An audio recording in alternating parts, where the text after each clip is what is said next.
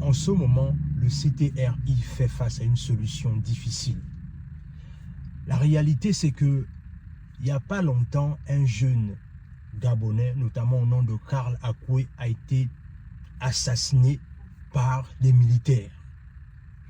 Et dans cette vidéo, il est question pour moi en fait de donner un peu mon avis sur cette situation-là et surtout la position du CTRI afin qu'on essaie un peu de comprendre un tant soit peu quels sont les enjeux de cette disparition de ce compatriote. Salut, moi c'est Warren et bienvenue dans ma chaîne Warren Asiana TV. Ici, on parle de développement personnel, on parle d'entrepreneuriat, on parle d'immigration aux États-Unis et on parle également de géopolitique. Ce sont des thématiques qui te parlent, deux choses à faire. La première, tu t'abonnes à la chaîne et tu partages la vidéo autour de toi. La deuxième, tu nous suis à travers nos réseaux sociaux, notamment Facebook et Instagram. Et pour toutes les personnes qui veulent venir étudier aux États-Unis, n'oubliez pas qu'on a monté une entreprise qui s'appelle Nexus Consulting LLC.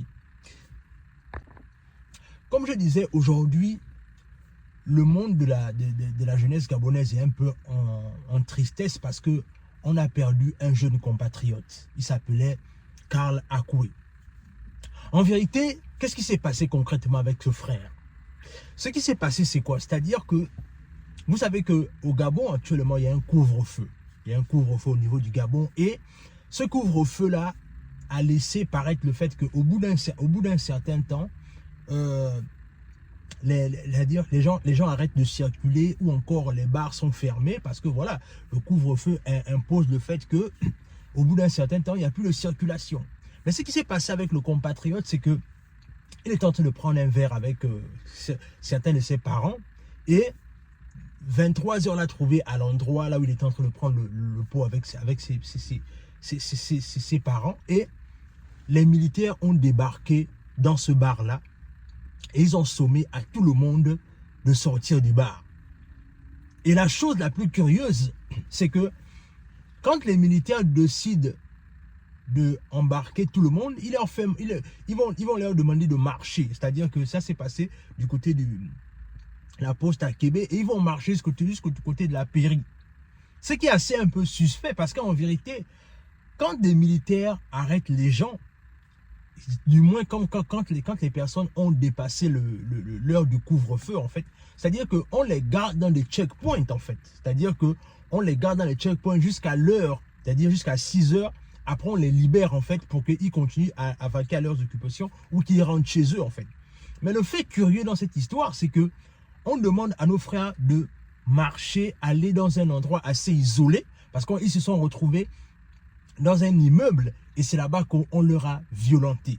Et non seulement quand on leur a violenté là-bas, pendant le parcours, ce qui va se passer, c'est que Karl va être violenté par un militaire parce que simplement il aura demandé son téléphone. Et conscient du fait que le frère essayait d'appeler sa famille pour qu'on essaie un peu de situer là où il se trouvait, là, il va encore demander son deuxième téléphone, il va encore demander son téléphone pour la deuxième fois, et c'est là où un autre militaire va venir également lui rouer de coups. Et je pense que c'est l'un des coups là qui va être fatal. Mais en vérité, c'est triste et c'est déplorable. Parce que le slogan du CTRI, c'était « Prendre le pouvoir sans effusion de sang et sans aucune perte en vies humaines ». Mais en vérité, quelque part, ce slogan finit par voir ses limites. Pourquoi est-ce que ça finit par avoir ses limites? Parce qu'en vérité, s'il est convaincu que aujourd'hui ce sont des militaires qui ont assassiné ce jeune compatriote-là, ça veut donc dire quoi? Ça veut donc dire qu'à un moment donné, ce slogan-là commence à voir ses limites. Mais moi, aujourd'hui, à travers cette vidéo, je vais attirer un peu l'esprit critique de nos compatriotes. Oui, l'esprit critique de nos compatriotes. Parce qu'en vérité, on sait une chose, c'est que lorsqu'il y a le couvre-feu, les militaires ou les hommes en treillis ont souvent des checkpoints, là où ils sont souvent positionnés. C'est-à-dire quand on arrête quelqu'un, on le garde dans le checkpoint et au bout jusqu'à la fin du couvre-feu, on libère la personne. Et aujourd'hui, ce qui se passe, c'est-à-dire quand on fait un peu des investigations à travers cette situation-là, on réalise en fait que c'était des bérets rouges, mais qui ont juste débarqué qui ont juste débarqué dans le bar, prendre les gens et commencer à leur amener dans un endroit inconnu en fait. Et c'est là où ça devient inquiétant parce qu'en vérité, moi en tant que jeune, je me pose la question de savoir, et si cette histoire, c'était une histoire montée de toutes pièces? Je m'explique. Vous savez, la plupart du temps, on est dans un système là où la vérité c'est que tout est encore fragile au niveau du Gabon actuellement. Tout est fragile. C'est-à-dire, qu'est-ce qui ne nous dit pas que c'est des personnes qui n'ont rien à voir avec des militaires, mais qui ont pris des treillis pour organiser ce forfait-là, pour justement déstabiliser la crédibilité du CTRI. Parce qu'en vérité, pour déstabiliser ce que Oligui et son équipe sont en train de faire, ce que les gens veulent d'abord faire c'est de le rendre d'abord impopulaire auprès de la population. C'est-à-dire, on veut l'amener à ce que ils connaissent déjà un manque de popularité, parce que ce sera plus facile de vouloir peut-être pourquoi pas le destituer par rapport au fait que voilà, il y a eu telle exaction, il n'a pas intervenu, il y a eu tel ou tel problème, il n'a pas intervenu, et c'est comme ça que à un moment donné la population va être exaspérée, et c'est comme ça qu'à un moment donné ça peut faire monter la pression et les gens vont commencer à ne plus vouloir entendre parler du CTRI. Comprenons une chose, c'est que pourquoi ces militaires-là n'avaient pas de checkpoints? Pourquoi ces militaires-là ont amené ces personnes dans un endroit isolé? Pour faire quoi là-bas? Si ce n'est les violenter. Et puis à la fin, comme ils savent bien faire les choses, ils savaient une chose, c'est qu'à la fin, les populations, du moins les ressortissants qui ont vécu cette situation-là, devaient venir et devaient parler du fait que qui nous a violentés, c'était des militaires. Et les militaires devaient commencer, c'est-à-dire que la population devait commencer à s'enquérir de cela. Et ça va créer une espèce d'impopularité au niveau des militaires. Moi, je me pose vraiment la question de savoir que est-ce que ce n'est pas une bande organisée qui veut quelque part détruire le travail que le CTRI est en train de faire pour commencer à les rendre impopulaires?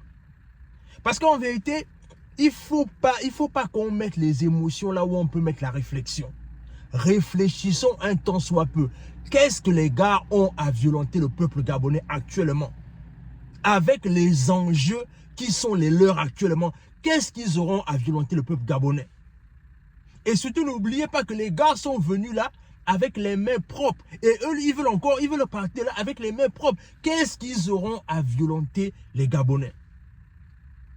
Et surtout, n'oubliez pas qu'on sort d'une dictature sans foi ni loi. Qu'est-ce qui nous dit même pas que c'était peut-être des personnes que un groupe de personnes leur a donné des treillis et ils sont rentrés dans un bar, ils ont commencé à violenter les gens. Et puis après, les gens, quand ils vont commencer à divulguer l'information, ils vont se dire que ce sont les militaires qui ont fait ce qu'ils ont fait. Parfois même, ce sont les choses montées de toutes pièces. Mais dans tous les cas, moi ce que je veux dire, c'est que je voulais vraiment attirer l'attention des populations et surtout du CTRI dans ce qui est en train de se passer actuellement. Les gars, nous sommes derrière vous. Ce que vous avez fait a été salutaire pour toute la nation gabonaise. Et on est de tout cœur avec vous. Mais en vérité, faites la lumière sur cette histoire, le CTRI. Vous devez faire la lumière sur cette histoire parce qu'en fait, en vérité, votre crédibilité en dépend. C'est-à-dire quoi? C'est-à-dire que il est temps pour vous de faire la lumière sur cette histoire-là. Parce qu'en fait, en vérité, si vous ne faites pas la lumière dans cette histoire-là, ça va entacher beaucoup de choses que vous n'aurez pas, peut-être même que vous ne pouvez même pas imaginer. Et en vérité, moi, je peux imaginer la pression avec laquelle Oligui est en train de vivre actuellement. C'est-à-dire que c'est quelqu'un... En vérité, moi, je réalise que ce monsieur-là a de bonnes intentions pour le Gabon. Mais peut-être aussi que quelque part, le problème, c'est que à un moment donné, peut-être l'entourage fait peut-être un peu défaut à ce monsieur-là. Mais toujours est-il que dans tous les cas, moi, je reste positif et je me dis que moi, je souhaite que les gars réussissent. Mais les gars, faites la lumière sur le décès du frère Karl. Parce qu'en vérité, votre crédibilité en dépend. Vous avez déjà commencé à balayer le pays de façon de façon unanime. Ne choisissez pas les endroits que vous allez balayer le pays. Allez faire le ménage dans chaque endroit du pays, là où le ménage a besoin d'être fait. Parce qu'en vérité, on compte sur vous.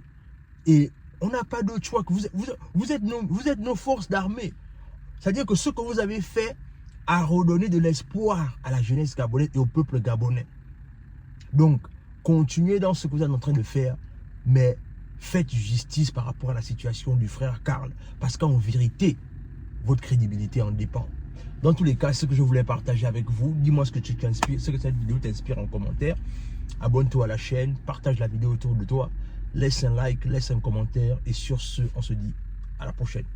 Je vais vous présenter la structure qu'on appelle Nexus. Nexus, c'est une très bonne structure qui va vous aider à aller faire des études aux États-Unis. À deux endroits. Il y a l'université de Nebraska et celle de Metro Community College. Nexus te donne la possibilité de faire le choix entre 3 offres. Premièrement, l'offre premium qui est à 1000 $. Il est composé de la démarche et inscription, du CV, c'est-à-dire le papier qui va te permettre d'entrer en territoire américain, et les frais d'inscription. Ensuite, il y a l'offre Gold qui est à 1500 $, composée de la démarche et inscription, le logement plus la caution, le CV et les frais d'inscription. Et enfin, l'offre Platinum qui est à 2000 $, démarche et inscription, logement plus caution, orientation de débutant, CV et les frais d'inscription. Tu fais selon la poche de tes parents ou toi-même, pardon. Et oui, ils ont un site internet www.nexuscnow.com. Petite précision, c'est Nexus Consulting LLC. Mais pour ne pas faire long, je dis Nexus. En tout cas, tu pars là-bas, tu auras encore toutes les informations que tu veux sur la structure. Parce que peut-être je n'ai pas tout dit. Mais tu pars, tu auras toutes les informations. Et tu pourras même consulter Nexus depuis le site internet en question. Si pour toi c'est trop long, tu vas sur WhatsApp, tu contactes Nexus au numéro de téléphone qui s'affiche en haut. C'est tout.